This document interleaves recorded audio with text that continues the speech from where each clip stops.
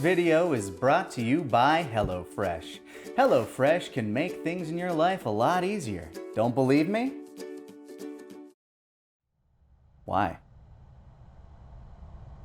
Why not? Come on, I'll show you. With a wide variety of meals that'll fit any dietary restriction, including seasonal proteins and produce delivered straight from farm to your doorstep. All carefully packed and perfectly portioned to make sure you're not wasting any food. In fact, HelloFresh's meals are so convenient, all you really need to make a vast majority of their meals are a pan, a happy little spatula, and a knife.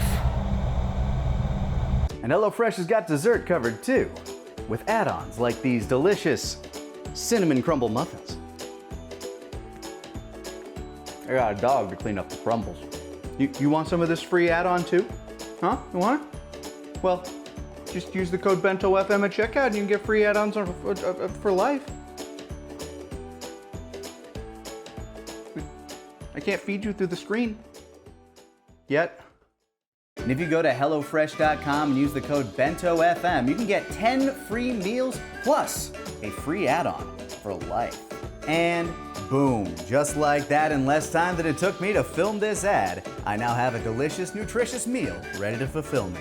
So take advantage of HelloFresh's incredible offer by using my code BENTOFM for 10 free meals plus free add-ons for life. Free meals applied as discount on first box. New subscribers only. Varies by plan. Sign up today. Click the link below or use my code BENTOFM. Do what the voice said. Hello and welcome to the Talkcast Podshow.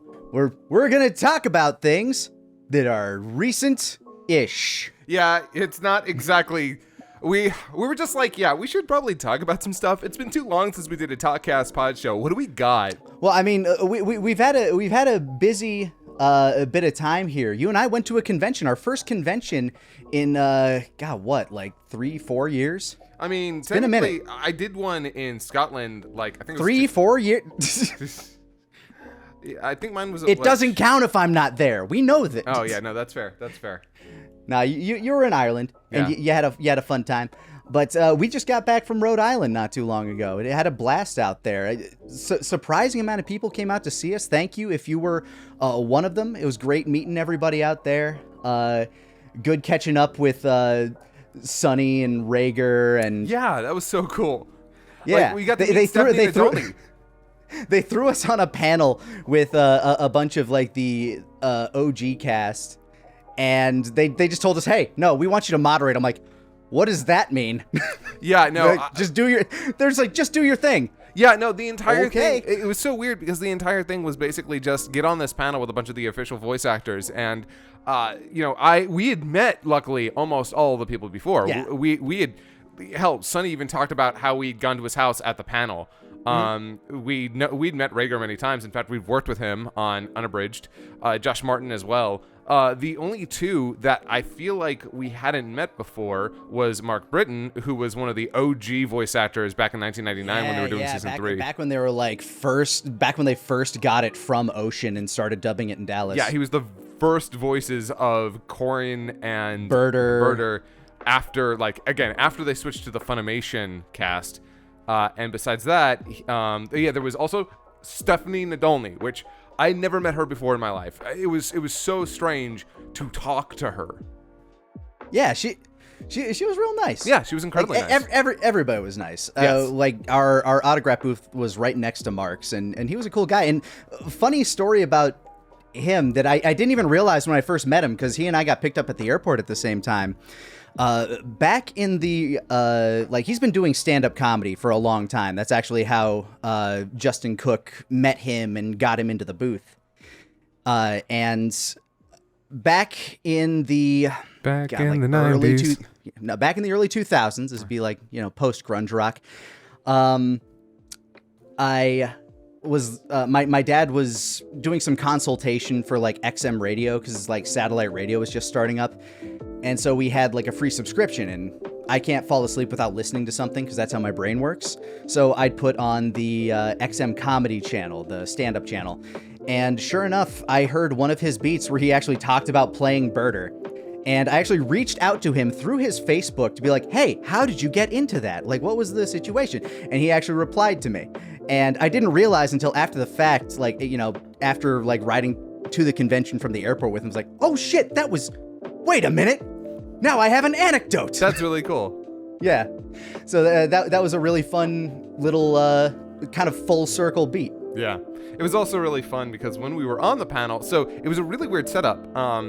Basically, there were 2 chairs in the back, two stools. Yeah, two stools basically that we were sitting on. While there were and 5 everybody else chairs. had like a big comfy chair. Yeah, everyone was sitting in front of us in chairs, and the best part about it was Sonny was constantly complaining about the fact that he was the only, like, his Krillin was the only character, not the only character, but like a character who we didn't do an impression for, and so yeah, he was giving me shit throughout the panel, just in jest, I assume, but oh yeah, it like, cause you know, we were doing impressions of everybody, and you know, we go up there and we're like, hey, these are the guys that helped make Dragon Ball great. We're the guys that ruined Dragon Ball, and they were all just like very kind of like, nah, you guys were great. So, thank you. It's like, and so he's like, I hate it. Yeah, Sonny. Yeah, I hate the fact that you didn't like do an imitation of my Krillin. I was like, well, I mean, I just did, you know, my thing. Like, what, did you want me to talk like this? Yes. Yeah. Damn it. Nah, it's like you just did the impression. He's a fun guy. No, he's fantastic. I love Sonny. We don't get to see him very often anymore just because like our paths rarely cross, but he's always been really cool. So catching up with him and Rager at the convention was great. Meeting Nadolny was great. Those who know my opinions on the Dragon Ball dub know that I like Nadolny as Goku.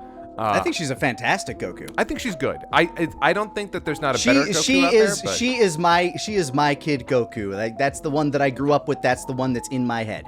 It'll still, like, obviously Nozawa for me is still kind of like, of course, in that spot for me. But I do think that her Goku is really charming and a lot better than a Gohan. I'll maintain that. But she really does kill it as Goku. And in hearing her back in Daima, I watched through all of the Daima dub because I was just kind of curious. By the way, 2 things. One, her Goku, fantastic, absolutely phenomenal stuff.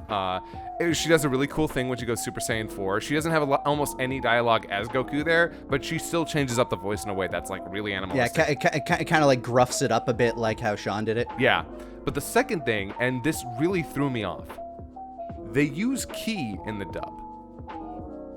They've never like the used word? They've never, other than in the games, they've never used ki in the animation for the dub. So I was really thrown off by that. It is cool that they use that. I haven't been keeping up too much with the dub. I did see the Bulma "I'll never take a bath with you again" scene. I had to. Just fantastic, beautiful. It's beautiful so, work. By the way, it's so interesting to me as somebody who's watched through both the Japanese and the dub.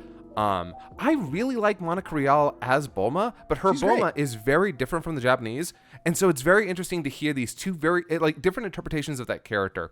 I will say, whoever I need to check who's doing the young cast for all the characters because they got new people for all of that. Whoever was doing Kid Bulma is so adorable. She's so good. I love her whole attitude. Yeah, she was killing it. Sorry, the Daima dub is pretty good. Yeah, I know it's going to start airing on Toonami sometime soon. That is so sick. Like, and I love the fact that none of the actors knew. The actors like found out around the same time. I think it's like, oh yeah, it's coming out on Toonami. Oh, okay. So yeah, like, that's pretty awesome. I mean, it makes sense. Like, that feels like the right home for it. Unfortunately, Toonami's now a once a week thing, so that's going to be going forever. But yeah, I mean, it's interesting because so Kai, like, originally. It was on Nickelodeon. Yeah, it was on Nickelodeon, which I think Daima actually would have been a fantastic show for. Like, honestly, if I had to choose between Nickelodeon and Adult Swim for Daima, honestly, Nickelodeon feels like it's the right place. But, you know, I'm just glad that it's going to be airing. Like, that's great. Oh, by the way, I should note it was Nicktoons, not Nickelodeon. They're different, and it's kind of like Disney XD versus Disney. Yeah, speaking of Adult Swim, have you seen any of the clips of the, I know this is going to be like a Hulu thing, but I guess that's also a tangential for what we're going to talk about. Have you seen any of the clips of the new King of the Hill? Yes. Reboot? I've seen the leaked trailer, and I saw the first clip that they showed, and I saw the official teaser that they released on Father's Day. So, and I've been actually like keeping up on the information because I actually really like King of the Hill. So I'm kind of excited. Yeah. So some of the like movement animations, like when they're walking, like looks a little stiff, but I'm guessing that's something that's going to get smoothed out before the show premieres. And really, no, it looks very 2010s Berserk. Like, yeah, unfortunately, they've switched the animation style over to rigs, which is very common with animation nowadays. Like Rick and Morty, that's all rigs. But their rigs are very smooth in comparison. That's because the character designs are made for rigs. King of the Hills are just not. They're way too detailed. Personally, I'm really kind of sick and tired of watching a lot of shows moving to rigs. Sure, it's cheaper and easier, but like, there's got to be a middle ground here because it looks rough as hell. I mean, the jokes were good. The writing and acting, it feels like we never left. And I gotta give it that. I mean, of course, from what we've seen, I won't really know until we've seen a full episode, but yeah. Yeah, King of the Hill is one of those shows that when I was a kid, it was like, I have to wait to get through this to watch The Simpsons. But I feel like it's a show that I started to appreciate after I started paying taxes. When the first time I watched the show and really liked it, I was around 21, 22. Yeah, aroundish. And it was after, like, it was actually on a trip to my husband's old place in Lake Charles, and I got super sick. And so some friends who were visiting with us just put on King of the Hill in the background, and so I thought I was gonna die. I'm just laying there watching King of the Hill, and I realized, wait a second, this show's good. This show's actually good. Kind of fantastic. Yeah, kind of remarkable stuff. It's really heartfelt. It's clever, and yeah, there's so many. Oh man, it frustrates me how many shows that I have returned to as an adult, going like, wow, I really should have given that a chance, or rather, man, I can really appreciate that now that I realize how the world works a little bit better than I did when I was a child.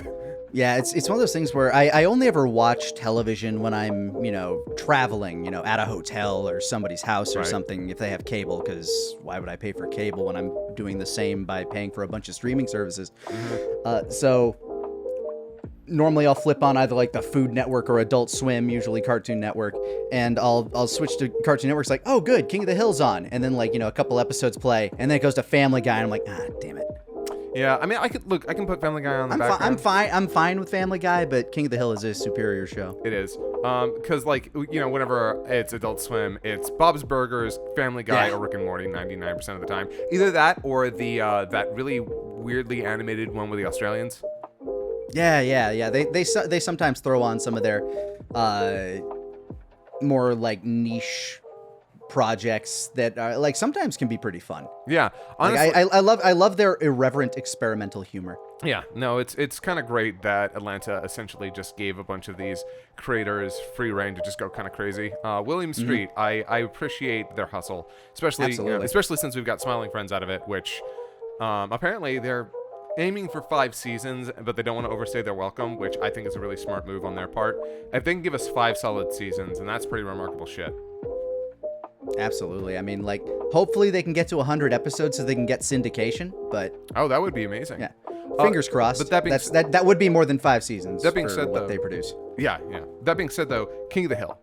I'm excited about it coming back. Hearing, what was it?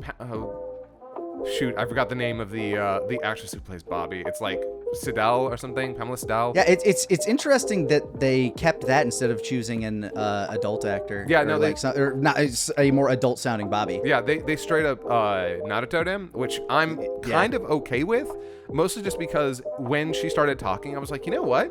It's still works. Bobby. Yeah, it's still Bobby. It works, and I'm really, really looking forward to seeing how that pans out, because Bobby was, like, again, when I got older, Bobby became a character that was really close to my heart. I actually thought he was kind of annoying as a kid, and now as an adult, I'm like, oh no, Bobby's a sweet little, like, dude, and all I wanted for him was just to, like, find the happiness that he deserved, and lo and behold, it seems like that's happening, especially considering that they're, again, focusing on what the heart of the show is, the relationship between him and his father, and that's really exciting. Yeah. Mike Judge still hitting it, though. Yeah, it's Mike Judge. He's still killing it. Actually, the last thing I heard him in was what's it called? Common Side Effects. Yeah, Common Side Effects, which he was phenomenal there too.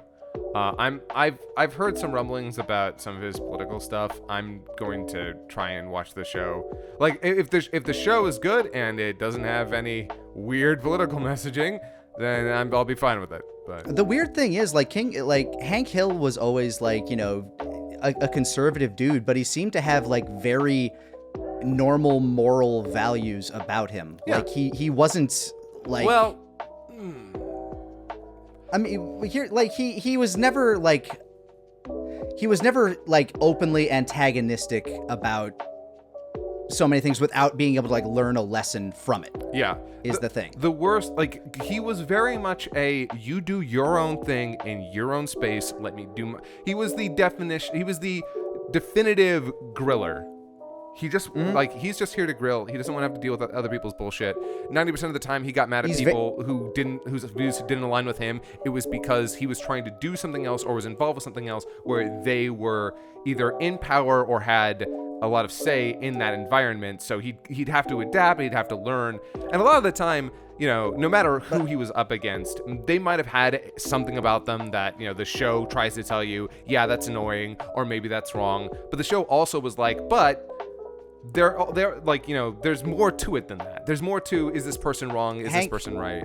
Yeah, Hank would often side with the common good. I mean, there was the episode where he injured his back and he started doing yoga and everybody was making fun of him for it, despite the fact that it was just a very helpful exercise. Or the episode where he found the co-op and he was like, oh, this liberal hippie nonsense. But then he ends up loving it because their food quality is way better, and he starts teaching them how to run a business so that they can save the co-op. Yeah, no, that shit was great. I love the stories where we get to see him, because his moral, he's just Texas dad. Yeah, his moral values are very much live and let live, but he does have some values about him that's sort of toxic, right? Like when it comes to affection from other people. Like when Peggy says to her son, "Your father has kissed me," he gets embarrassed by that. Yeah. John Redcorn he's a heavily repressed man. Yeah, John Redcorn tries to lean on him while crying about the relationship he has with his son, and he literally ejects himself from the car. Unfortunately, and I love how the show explores this, a lot of really toxic things that he learned from his father, which again, that's kind of what the entire show is about, is generational trauma, repression, and how we adapt to the new generation and these new, all these new changes, which the show already hitting us real hard with. And I'm super excited about that, both in terms of the familial stuff with Bobby and just the real world stuff. It's great. All on its own, that fucking joke about I'm going to give you 4 stars, to give you room for improvement.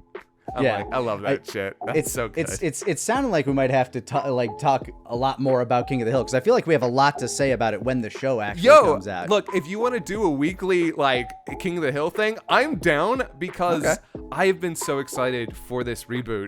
I got more excited the more that I saw. Even with the kind of rougher animation, I don't care. As long as the writing is still good, I think this is going to be great. Yeah, but in the meanwhile, another Hulu project popped up. Predator, Killer of Killers. The Killer of Killers. The Killer of Killers. Yes. Which really good call making an anthology. Whoever allowed that pitch to go through, thumbs up. Yeah, it's a real interesting setup, and it worked off phenomenally. Mm-hmm. Yeah. It worked out phenomenally. Anyway. Yeah, I'll say the movie itself is very style over substance for a vast majority of it, but a lot of that feels like Predator in general, so I think that works. Yeah, no, but I thought it was great. Some of the the frame rate was weird to me during some of the action beats. But... Yeah, they do a staggered frame rate here or there because the animation style. So I will say this: the movie is not bad looking. Nah, but it's not exactly. The art style's great. Yeah, it's not exactly Arcane. And which looks like what they were trying to ape. Yes, wholeheartedly. This felt like they saw Arcane and were like, we want to do that too, and they got about 80% of the way there, maybe 85. It felt like somewhere between Arcane and Clone Wars. Like it was somewhere in that. Yeah. They also use the mixed media of a lot of the elemental effects are 2D animated, traditionally animated, while all the characters and the environments and the machinery and vehicles and all that, those are all just CG with the that kind of painted art style. It's a good look. I will say it could have probably used a little bit more work in terms of integrating them all. There are plenty of times where a lot of those painted effects kind of look a little, they're not exactly little out of place. Yeah. But that being said, I feel like they worked more than they didn't. Yeah, for sure. And it was a really fun concept. You have the idea like that the predators have been, the Yautja have been coming to Earth throughout history to hunt the mightiest warriors on the planet. Yeah. I've got some questions about some of the setup, but I think we kind of get into it. I might have some answers. I know a bit about Predator lore. Okay. I'm not an expert, but because I've only seen 3 movies and this is one of them. So yeah, I've seen all of them. Wow, every single one. Every single one, including both of the AVPs. Yeah, I assumed that's what you meant when you were including that. Yeah. But I was going to ask. Damn, okay. Yeah. Look, I'm that guy. I love sci-fi action and creature features, and frankly, what Stan Winston did when he designed the Predator might be one of the coolest. I mean, it is one of the coolest looking alien designs of all time. It might be the coolest looking alien design of all time. Yeah. This is a franchise that was launched off of the heavy lifting of Stan Winston and his studio creating such an amazing looking creature. It really is so damned cool, and it's kind of only gotten so I feel like, okay, I will say this. Obviously, Predator's got a lot of really bad movies now. But if Badlands is good, they'll effectively have more good movies than bad movies. And that's kind of phenomenal. Like, to have 4 good movies in your roster, and I don't count the Alien movies, that's so cool. I'd say, for the record, for my money, the only one I would actively call bad is The Predator, which is the most recent one before 2018 was Prey. I think so. Yeah. Something like that. Either way, that was the one that was like it still had some good moments about it. The effects work was great, but it just, I don't know, something about the script and how it all flowed just did not work. And there were like 1 billion reshoots, one of which I'll kind of go into when we're as we have this talk. But what was your first introduction to the Predator as a character? Not necessarily the movies, but as a concept, as a creature. Osmosis. Because, when you're growing up, obviously, if you're a 90s kid and you didn't see Alien or Predator, which at the time I hadn't, you still saw the Alien and the Predator in parodies or merchandise, just all over the place. So I was pretty familiar with them, with both the Predator and the Alien as a concept early on. I didn't actually see the Predator movie until, God, it might have been 6-7 years ago. I was at a friend's place and we were doing a movie night and we put on Predator and it was pretty fucking great. I mean, for a little bit of its time, obviously there are some things that have aged poorly.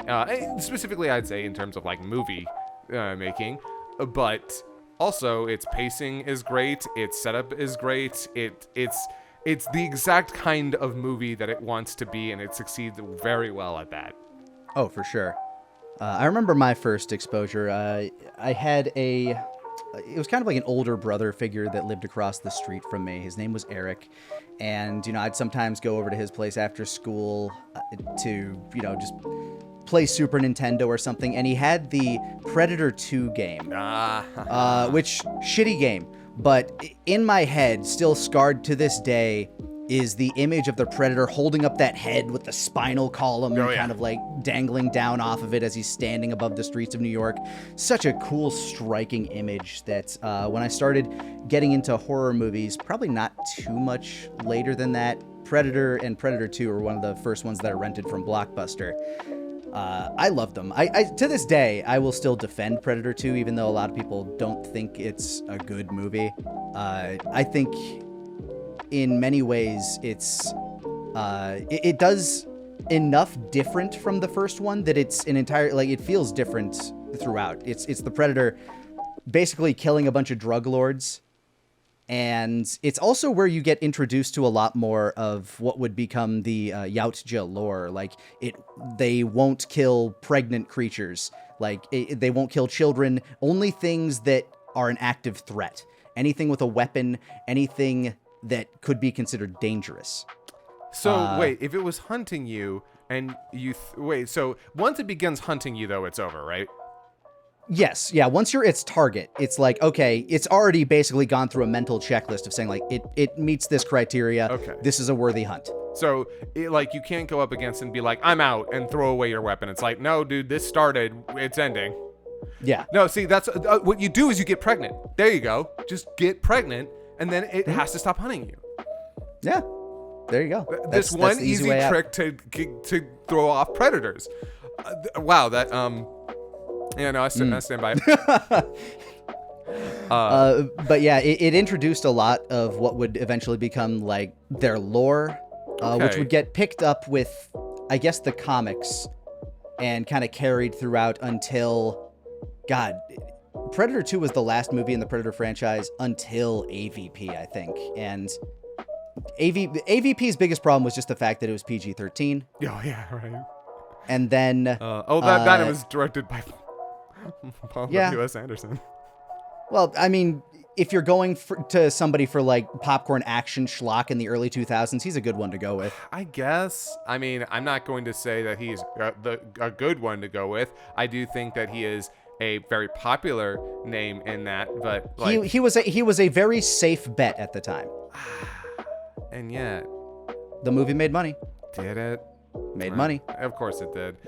Requiem didn't. But well, yeah, that's because Requiem's biggest problem was while it was a rated R movie, it was much more to the flavor of what you'd be looking for in an AVP movie. It was just so dark that nobody could see anything. I heard that. Again, I haven't seen those movies. Again, the only movies I've seen with the Predator were those three, but I've never heard anything good about them. I've never heard anything good about the Predator, or the Alien vs. Predator movies. I've heard very little about Predators or Predator 2, other than they're not the worst. That would be the Predator and the crossover films. But Predators is fun. I don't think it's like game changing for the franchise. It again kind of like gives you a little bit more about their lore and how their home planet works. I'm curious. Have you read the comics at all? No. Okay. I have read the Predator in comics because I own Predator versus Wolverine. That's an awesome idea. It's a fun crossover. It's kind of like this time spanning thing, since I guess the Yautja have a very long lifespan, where a young Yautja warrior came to Canada in the 1800s and found young James Logan Hewitt, and they had a battle. Wolverine escaped with his life. It left the Predator with a scar. It came back later, attacked him again, and then it came back once again, and they finished the battle. It's a fun little read. Okay, I would watch a movie like that though. I would, right? Absolutely. That sounds kind of fucking awesome. There's a reason Predator crossovers are so fun in media. Like, there was this great one, like this fan film back in the day of Predator versus Batman. Yep. Do you remember that? Yeah. Mm-hmm. Everyone who likes fan films knows that one specifically. Yeah. It's pretty famous. It's just such a fun creature concept of just this alien race of honorable hunter warriors. And they wouldn't have been honorable hunter warriors if it weren't for, I think, the second movie, because that's the one where it's like, Danny Glover beats the Predator at the end of the movie. Spoiler. And the remaining elder Predators show up. It's like, oh, hey, good job. You killed that guy. Here, have this pistol from the 1800s. You earned it as a trophy. And since then, that pistol has shown up as a Easter egg in both Prey and now in Killer of Killers. Yes. Oh, man. The noise that I made when I realized who that pistol belonged to, so I actually watched the movie with the boyfriend, who, by the way, is... my boyfriend's a monster fucker. So this entire movie, I mean, if you're gonna fuck a monster, the Predator's pretty up there. and this movie has a ton. Look, I'm not sure if I'm attracted to the Predators in this movie, but what I will say is that I don't know if I'm not, because they are huge and muscled. The big beefy one with the punch glove. I mean, I'm guessing. To be fair, they're kind of all big and beefy, but yeah, the first that one one's in particular. Yeah, the first one is just a fucking giant. And but yeah, no, like, so he and I were watching through it, and I remember that he was shoot, what were we talking about? I brought this up for a reason. You're talking about him shooting his loads about Predator? No. When we got to the gun, and I just squealed. He had not seen Prey, which, by the way, if it watch Prey if you're gonna watch this movie, just because. Absolutely. I mean, if you already have a Hulu subscription, which you need to watch this, then watch Prey first, please. Yeah, it's not necessary, but it might be the best Predator movie. It's definitely. It might be. Look, if the seeing as the only two other films that I've seen besides the original Predator were this and Prey, Prey is my favorite one. Not that both of the other ones don't have their own things about them that I absolutely love. In fact, this one is kind of my second favorite now. So, but yeah, no, it's pretty phenomenal in terms of the three films. And when I saw the name Raphael Aldini on the pistol, I was like, oh my god, I'm so excited. It's so dumb too, because it's just this throwaway thing, and I'm giving them the exact response they want. I'm giving them the exact response. Oh, it's that thing I'm familiar with, but also the movie's Dan Trachtenberg, the guy who made Prey, and watching that pistol from that guy show up is pretty phenomenal. And he's also doing Badlands, so yeah, and that's why I'm excited about Badlands. Like, the trailers look fun already. But knowing that Dan Trachtenberg, who's now made two of the best Predator films, is making that one, I'm so excited. Yeah, and I loved the concept of this one. Again, it being an anthology where you kind of follow three different warriors from three different eras. I was so confused at first, because I was like, wait a second, so they're all on there, but they're all from different time periods. Which did raise some questions for me until I thought about something, but yeah, the boyfriend was like, wait, do they have some time thing? And I'm like, I don't think it's a time thing. I don't think they've got that kind of technology. I immediately assumed, okay, they were frozen. Why were they frozen, and why are they together now? And that's why it's easier to say they were frozen than doing an interstellar. Time works different in space. Yeah, no, I'm the fact that they were frozen wasn't surprising, but it did make me wonder why for a little while. So fun fact, in the movie The Predator, at the very end of the movie, as they're trying to set up for a cinematic universe that would never take shape in the way they wanted to, they open up this canister, this little, I guess, I don't know, this Predator archive, some old Yautja technology container, and it just contains basically a human-sized Predator suit. But in one of the original drafts of the script, it was supposed to contain a cryogenically frozen Dutch from the first movie, Arnold Schwarzenegger. Oh, for real? Yeah. Yo. Look, both would have been stupid in this movie, if I'm going to be honest, because that movie was kind of a wet fart in general. Yeah. But so they ran with that, though. Yeah, basically they took that as a concept and was like, okay, no, what if we use that idea and just say that, certain creatures that have beaten a Yautja in an honorable fight, we'll take them and, bring them to a tournament of champion, a killer of killers tournament. And so I guess poor Dutch is up there somewhere. Same with Danny Glover, even though they gave him a pistol. And I guess they went back someday. It was like, you know what? No, we want that back. Also come with us. It's so weird to me because, unfortunately, so what this movie effectively does is tell you, oh, hey, anybody who's ever killed a Predator, they don't have a happy ending. Yeah, they don't get happy endings, which, it sucks a little bit, especially considering how much I love Prey. And I was like, oh, wow, I'm so glad that she got her happy end out. Nope, no, she didn't. Okay. Yeah, she got kidnapped at some point. If Dragged into space. I don't know if they're gonna make a sequel to Killer of Killers. I hope they do. It's really good. They're talking about it because it's got a lot of buzz right now, and they say if Badlands does well, they're going to bring, I can't remember the girl's character name in Prey, but they're going to bring her back for the sequel to that if it keeps going well. I feel bad that I can't remember her name. Like, yeah, I think it's like Naru or something. Yeah, Naru. Yeah, Naru. Yeah, I would, because I want to see her back. Look, I love Prey. She was great. If we get another movie with her and she gets to be a badass again, that'd be awesome. Especially if we get to see her kind of team up with our ragtag group. I guess it's just a duo now, but you know. Yeah. And that kind of leads me to, like, of the 3 stories that they told, not including the, tie over epilogue, which one do you think was your favorite to watch? Okay, so that's a little bit difficult for me, if only just because all 3 of them do something phenomenal.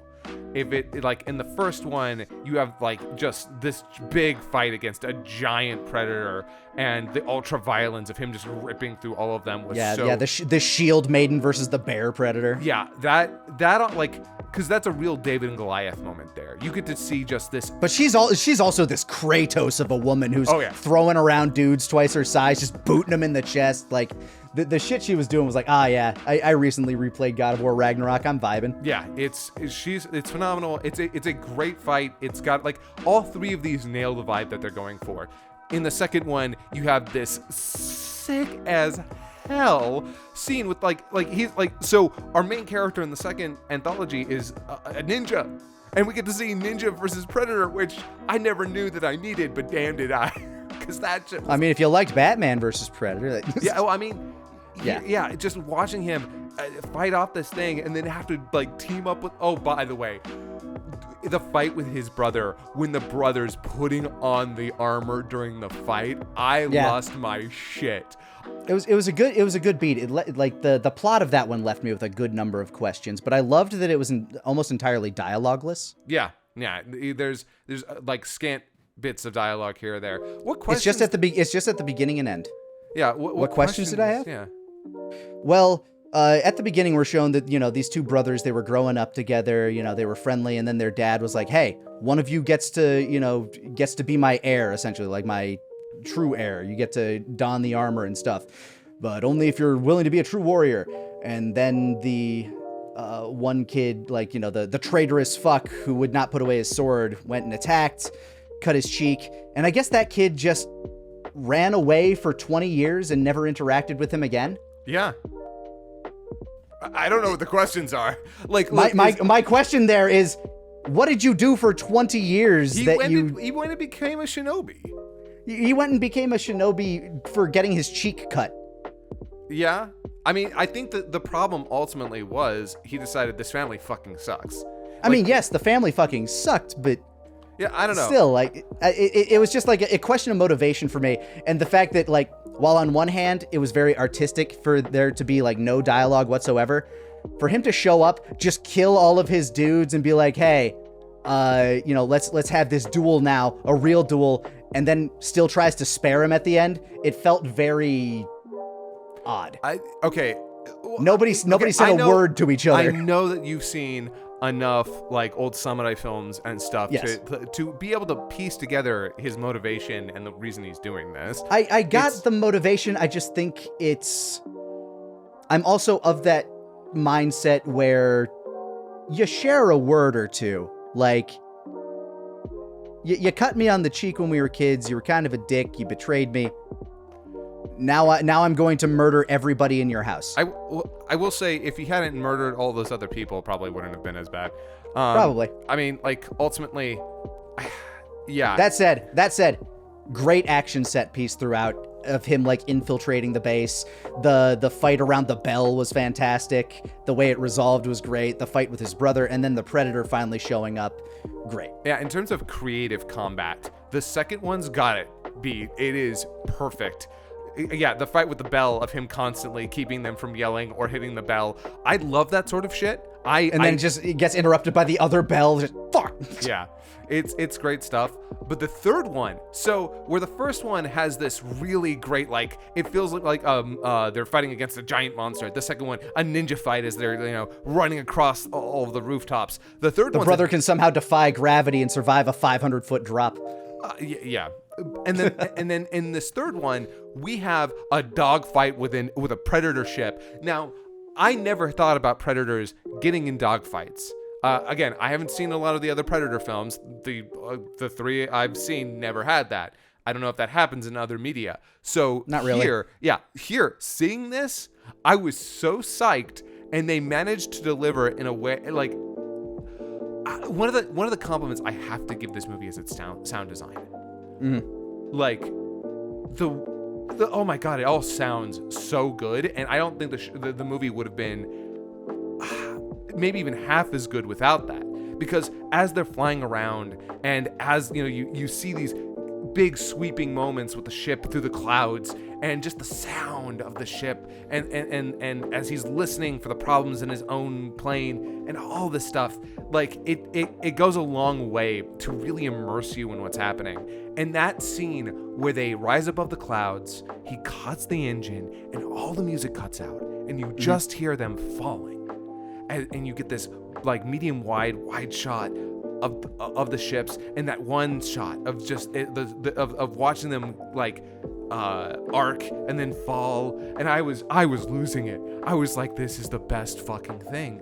And that was like throughout the rest of the movie, where again, the movie, every single part has a this is the best fucking thing moment. So yeah, the fight around the ice and in the water in the first one.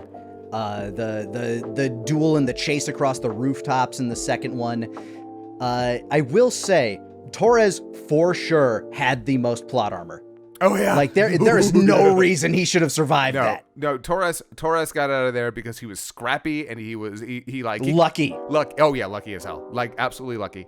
The fact that the thing did not chew him when he ate him was like, okay, bro. Like, I'm really glad, and I loved the plot point of him finding the release on the arm of the dude that got eaten, who got them, like, who they set it up. What a phenomenal setup and payoff. This movie had great uses of Chekhov's gun throughout. The fact that she was the only one who could get down there because they shot the plane with the chain, and she's got the shield on her. I'm over here like, if she doesn't use that shield to ride the chain down, I'm revolting. And she does, and I lost it. I'm like, man, this movie, it's so weird that I'm complimenting a movie for having good setup and payoff with its moments, but damn, a lot of movies fail to do that in effective ways. This movie does nothing but that. This movie is nothing but, wait a second, couldn't they do this with that? And then they do, and it's great. Yeah, I'll say I loved the resolution of Torres's fight, where he uses that like grappling thing, grabs the engine, but he like jumps out of the plane and then it like loops around, like smacks the Predator ship square in the cockpit. Like fucking great. I loved that beat. Yeah. And then finally you see that the Predators came back and just captured everybody, and we get that tournament scene, which I also think was great because you have to cross this language gap that only like Torres understands a little bit of Japanese, and I kind of liked that beat too. Man, when they said that in World War II, there was a part of me that was like, am I gonna see the Predator killing a bunch of Nazis? And I didn't get that, and that's fine. I'll live. But I was a little. They're in the South Pacific. Yeah, I was a little excited about the possibility. But yeah, instead, we got to see him fighting against the Predator in a oh my god, that whole bit.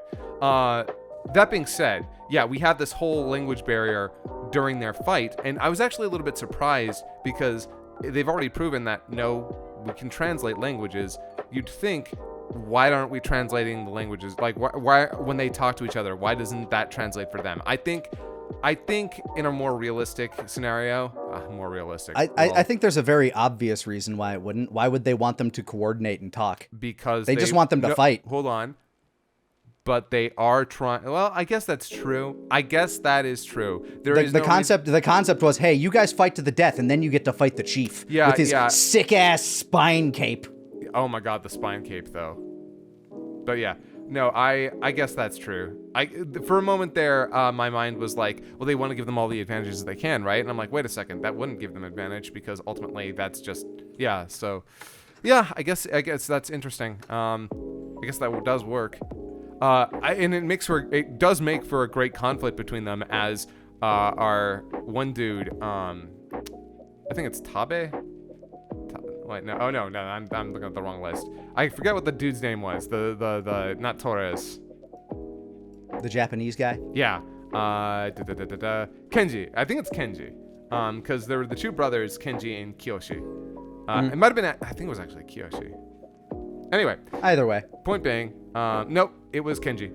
So Kenji is just trying to talk her down this entire time, and she is not. Ursa does not want to talk. She wants to kill.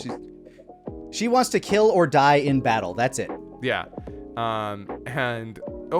She wants to die in battle, but it has to be an actual like meaningful death. Otherwise, she won't be able to see her son.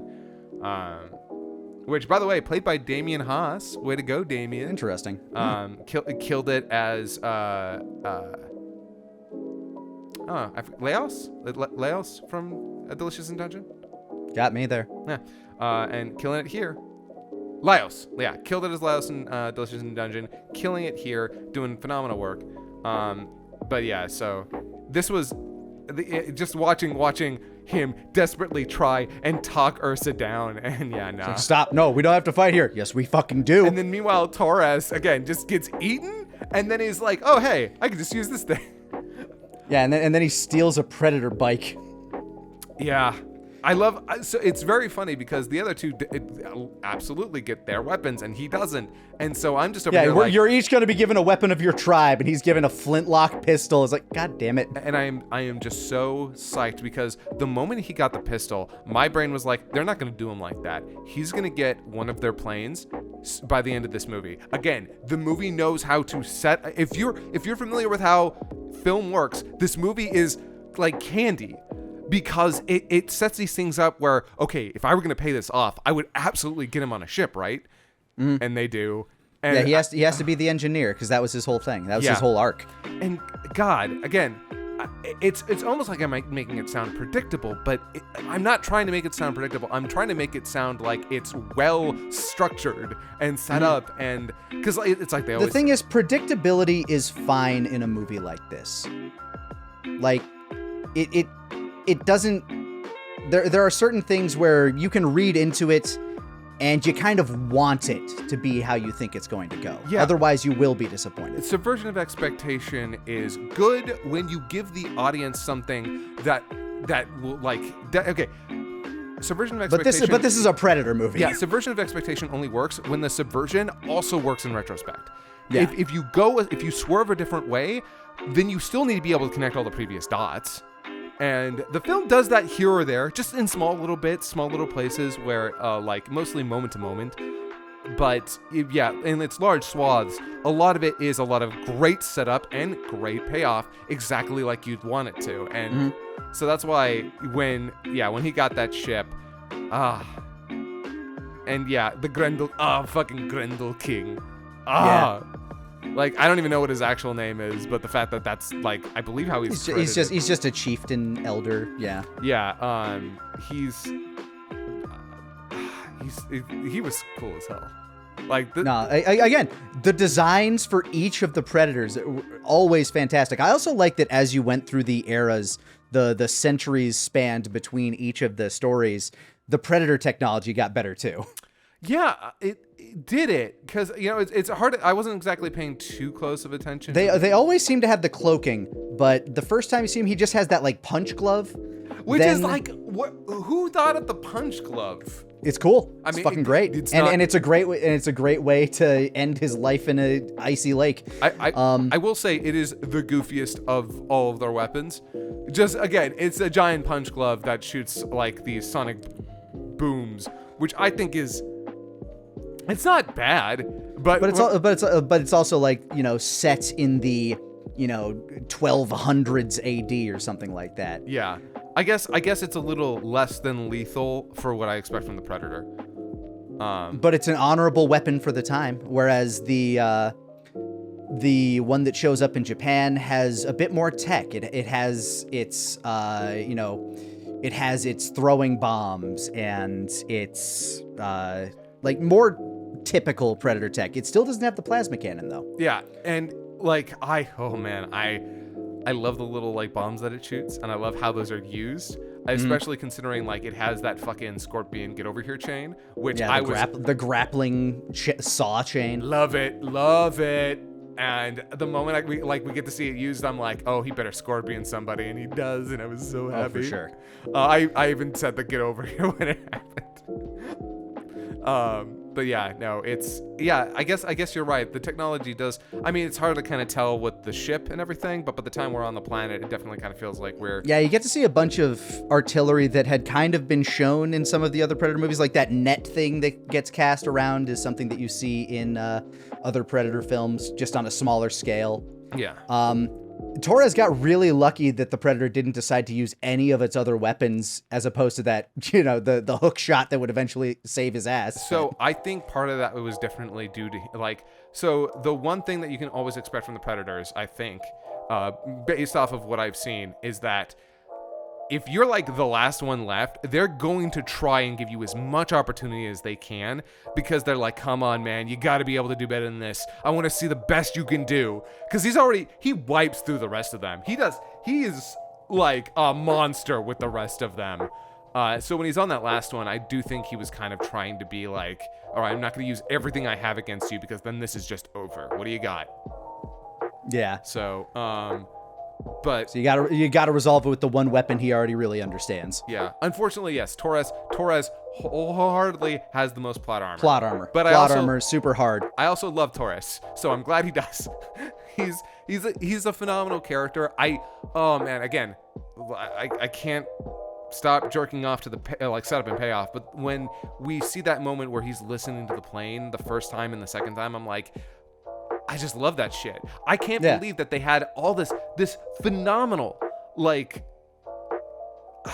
it's just remarkable, because with each anthology, something that happens in the beginning pays off in a significant way by the end of its own segment, and then they all pay off by the end of the movie. And it's so good. Yeah, it's very well structured. Yeah.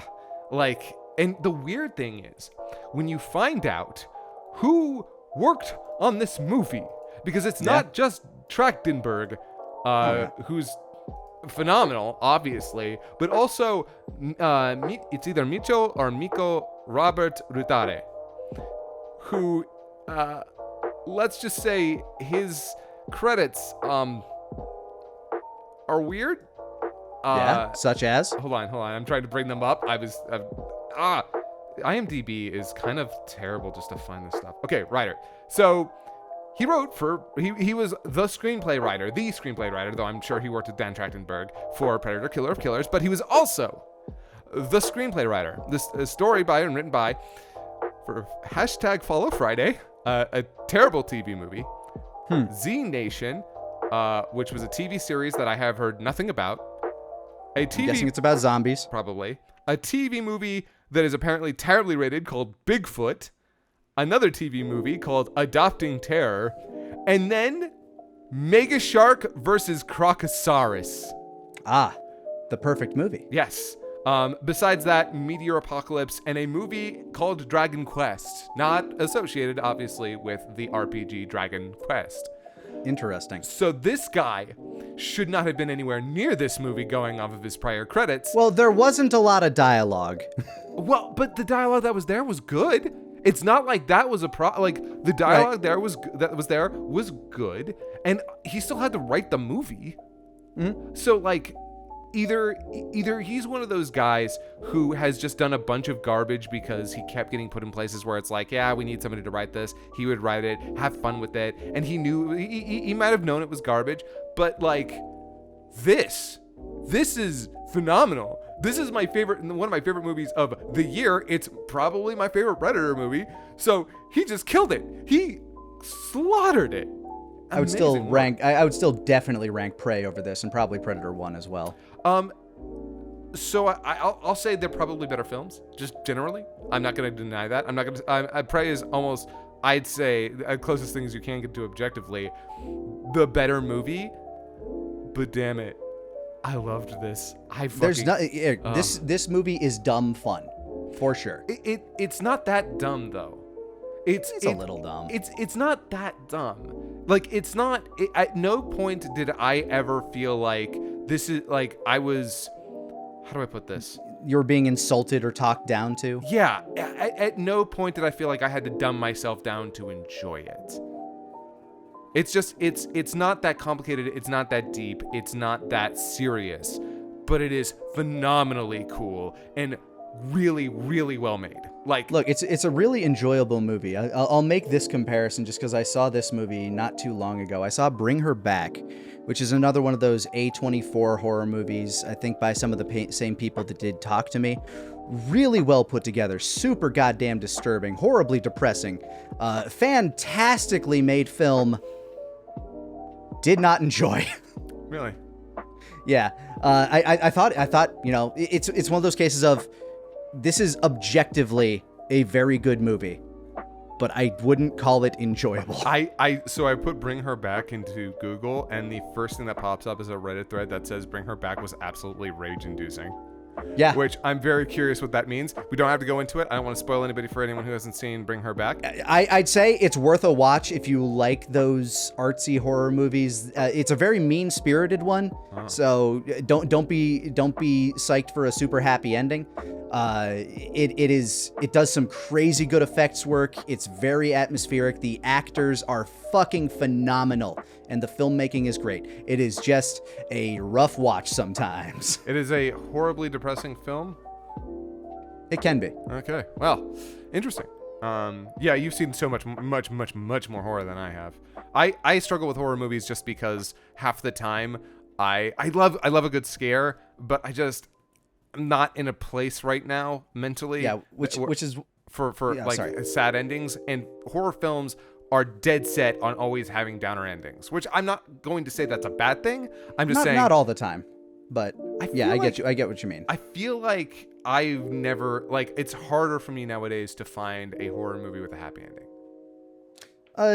True enough. A24 has definitely kind of changed that game where it's like, if you want that artsy horror, it does have to leave you thinking and leave you feeling. But that's where I'd make the comparison here, is because while that movie I think is objectively a very, very good film, it's less enjoyable than something that is just a stupid action creature feature like Predator Killer of Killers. Okay. I just don't like calling it stupid or dumb, because nothing about it. I say it endearingly. I know. But here's the thing. I don't think it is stupid or dumb. I think it is very set on it. It's badass, but it's a little shallow in terms of what it's trying to do emotionally. That's fair. Lacking of depth. Yeah, it is not the deepest thing, but it's not dumb or stupid. It is badass. It is cool. It is entertaining, but it never does anything where I'm like, well, that doesn't make any sense. I'm like, wait, no, I can very easily piece together how this works. There's no huge leap in logic. I mean, I know that you were talking about well, it's a little bit weird that he runs away for 20 years and then comes back just to cut his cheek. But I get that. The whole honor thing, the whole, no, I'm going I'm going to make this point to you. I'm not even going to kill you. I'm just here to give you the same wound you gave me. And I love that. The world has its rules and it works. Ursa should not have been able to survive under the icy cold water for that long. She should not have been able to overpower a lot of the things that we saw her overpower. The world has different physics. Yeah, and you just accept it. In that regard, yes. There are some things that are well, that logically that makes no goddamn sense. Torres should have been dead 1,000 times. Yes. Before he met the Predator. Yeah. But in terms of that sort of stuff, I'm way more forgiving as long as it's in service of something that works. And boy, does it all work. Yeah. Again, works out very well. I in no way dislike this movie. Prey, I think Prey is the best of the three. Yes. In terms of storytelling, in terms of just in terms of being an overall movie, I think it kind of just hits all the marks. But in terms of an action movie, damn, it's hard to beat this one. It's so good. What do you think about the ending? Speaking of kind of leaving you So in kind of like a dire situation. I mean the fact that they're being chased off but like just being hunted down by the entire race at that point. So it does lend itself to either a animated series or a sequel movie. If we get an animated series out of this, where Naru joins up with Kenji and Torres, I'm gonna watch it. I suspect they'll do something with Kenji's arm. Realistically, him getting a robot arm somehow would be the kind of way to like help one. Get him a Yautja prosthetic or something. Yeah, on one hand, that like gives him not only does it kind of make up for the huge handicap that he's been giving. Handicap, huh? Offensive. Sorry. But besides that, it would also give him an opportunity to have alien technology that would allow him then to, better fight against the predators. Which, frankly, okay, what are they called again? Yautja. The Yautja. Okay, the Yowies, yeah. When it comes to him needing something to fight them, I think a robotic arm would. I mean, they've set up very well for it. I don't know how you logically do it in a way that doesn't feel super contrived. That's up to them. And who knows if that is the route that they'll go, but I think that is a smart way. Besides that, Torres learning how to fly that alien ship and use it effectively. I'm here for more dogfights. And if we get Naru in there, I can't imagine how they would use her specifically, but I'm again as somebody who loved Prey, I'd be happy to see her again. Yeah, I think she might be more tied in with whatever happens in Badlands, and whatever comes of Predator, I think is all ultimately going to come down to how well Badlands does. Now, there's a part of me that's wondering if we're going to get anything close to a cameo or reference to these characters in Badlands. I'm not saying we should. In fact, I'm saying we probably shouldn't. Yeah. But if we can get something small, something blink and you'll miss it, kind of like with Raphael Aldini and his gun. If we can get something like that, I would be kind of happy about it. I'm not saying, God, I really hope that they put that other thing that I really like in this new thing, because, again, I feel like the fact that they've referenced the gun from Predator 2 twice now, you might want to reference something else. Right. The gun was in Predator 2, huh? Yeah, that was the trophy that they gave Danny Glover at the end of the movie. Huh. Yeah, see, I never saw that one, so I didn't know. I just thought, oh, hey, that's that guy's gun. That's why when it showed up in Prey, it was like oh. Right. Oh, okay. That's where that gun came from. All right. Yeah. I can appreciate that. Yeah, no, it was a solid reference for the time. Yeah, especially because that didn't kill it for me, not knowing. I there was no part of me that was like, it didn't hurt it. So. It does make me question the timing of this movie. I don't know at what point in history they ended up on that planet. Yeah, that is the big question, right? Because it's like, is this like 1970s in America, and then like in the 80s they go back down and give that gun to Danny Glover? Yeah, huh? Yeah, huh? Yeah. Huh. I think actually that it might have been immediately after they picked up Torres. Maybe. Also, the shot matching. Oh my God, the shot matching. Yeah, the transitions from the end of their story to them sitting on the ship. And then when we finally get back to the final one of where we were with Torres, I didn't even notice it when it was happening until Gavin pointed out, like, oh, it's the shot. And I'm like, what? Oh my God, it is. Yeah. Yeah, no, oh, damn it. That was so good. Sorry, I can just go on about this movie. It was solid and very well put together. But what about you guys? What did you think of Predator, the killer of killers? And what do you think about Predators in general? Yeah, in general. Do you like Predators? Did you vote for one? Thank you for watching the Talkcast Podshow. We're going to go watch King of the Hill. Yeah. I mean, not yet when it's out, but we will. I might watch. I'm gonna watch some just in general. Look, I'm catching up on the latest season of Bob's Burgers, so. You can go now. Okay. Thank you for watching. Bye.